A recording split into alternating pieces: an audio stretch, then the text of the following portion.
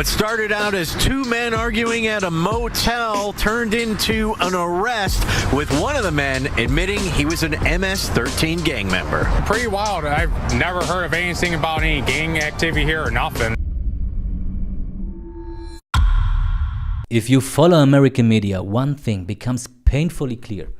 This isn't a debate. It's an ideological battlefield.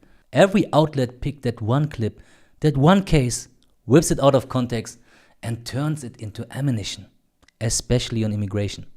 I'm German. I have no team in this game. But from the outside, something stands out. Even media outlets that usually oppose Trump now quietly admit his border policy is working. Case in point, ABC News, not exactly known for praising Trump, just reported a 90% drop in illegal crossings. Let that sink in. From over 83,000 to just 6,000. And yet, Democratic politicians still refuse to call that a success. One of them is Karen Bass, the mayor of Los Angeles. In an interview, she couldn't even say loud that criminal migrants should be deported. Check this out. Go back to Joe Biden again, okay? There was hundreds of thousands of people crossing that border. Right. When you look at that border today, is there anything good you think the administration has done in these 6 months at the border? Well, I will heap praise on the administration for the first 6 months in Los Angeles with the fires. If you ask me, is there anything that they have done good in terms of immigration? I don't know. I don't think so. I think that the viewpoint has been punitive, has been let's make it as miserable as possible so that these people don't come. Let's be honest. When you hear that illegal border crossings are down 90% and more, your first reaction is probably, that's good news, right? Yes, unless you are the kind of politician who doesn't want the numbers to go down. Because if they drop, the narrative falls apart. For years, progressives told America the border can't be secured, that deterrence is heartless, that enforcement is racist. And now suddenly, it works.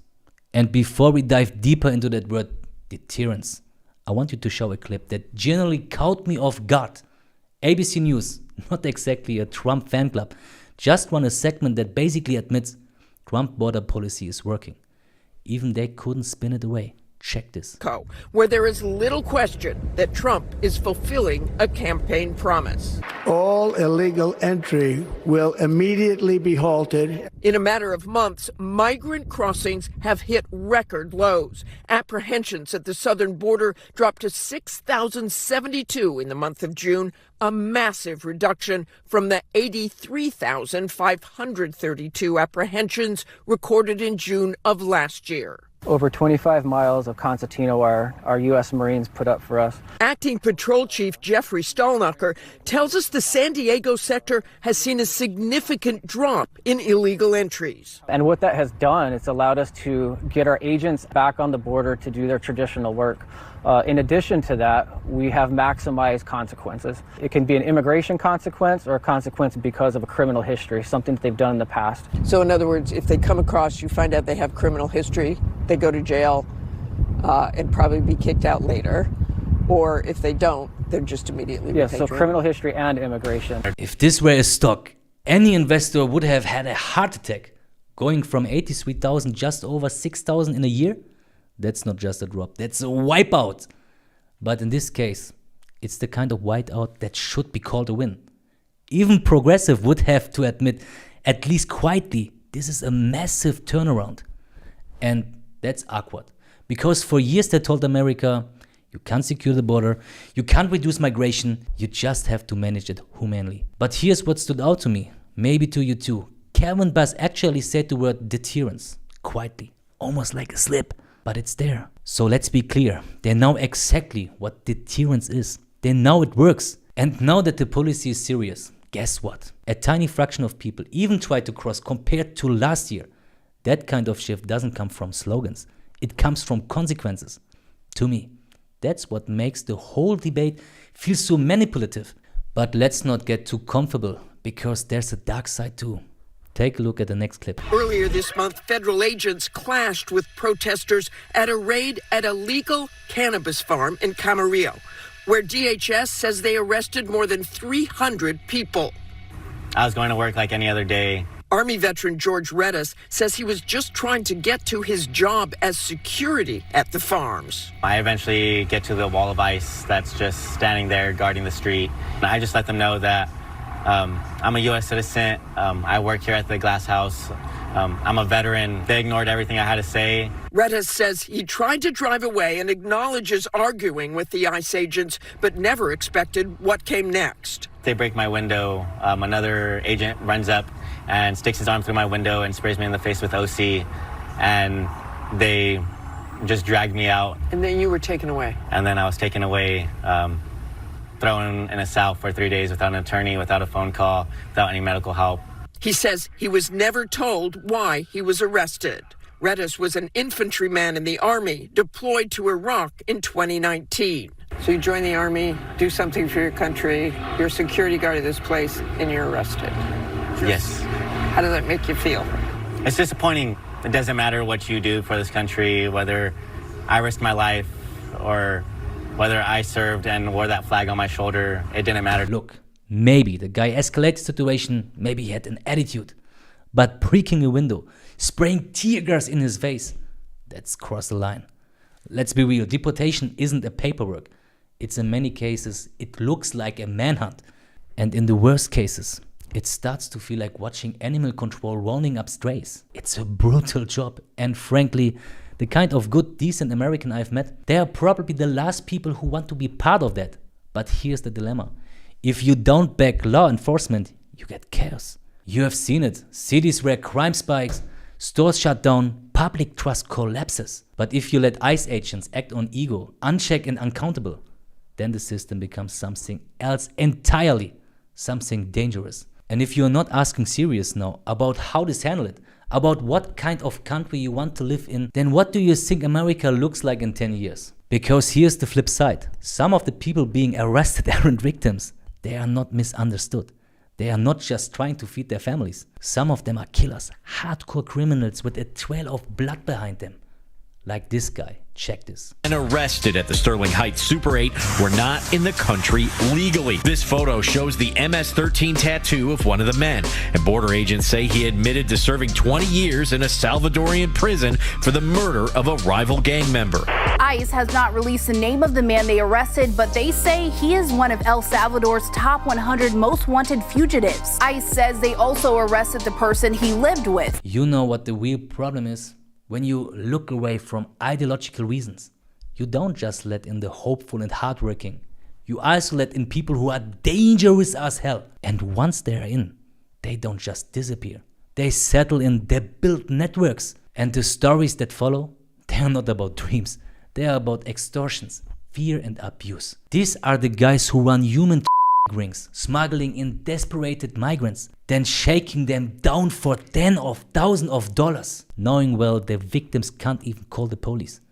That's what happens when you refuse to separate the predators from the honest people. You end up protecting the wrong ones, and the wrong ones ruin it for everyone else. That is the moral blind spot no one wants to talk about, and it becomes painfully clear when you hear answers like this.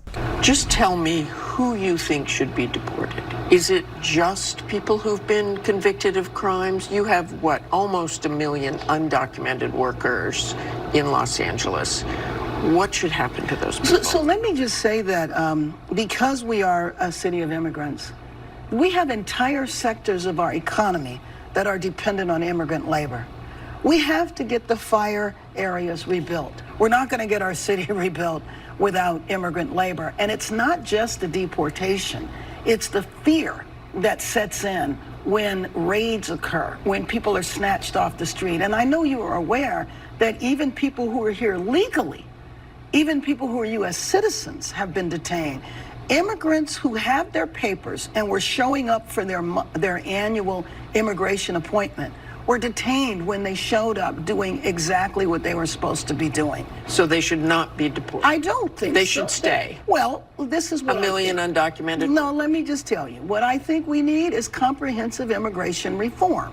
I served in Congress for 12 years. And didn't get it. And didn't get it. And why didn't we get it? I mean, after I left, there was an immigration reform bill that had bipartisan support. This was during the campaign.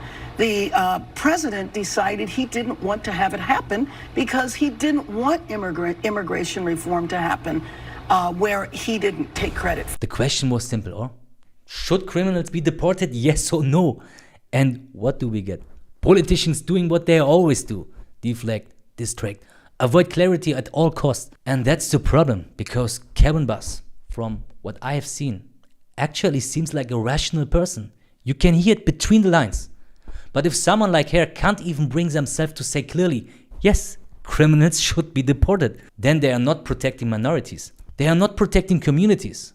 They are protecting their own political brand. Call it whatever you want, but that's not leadership, that's ego. And it happens on both sides.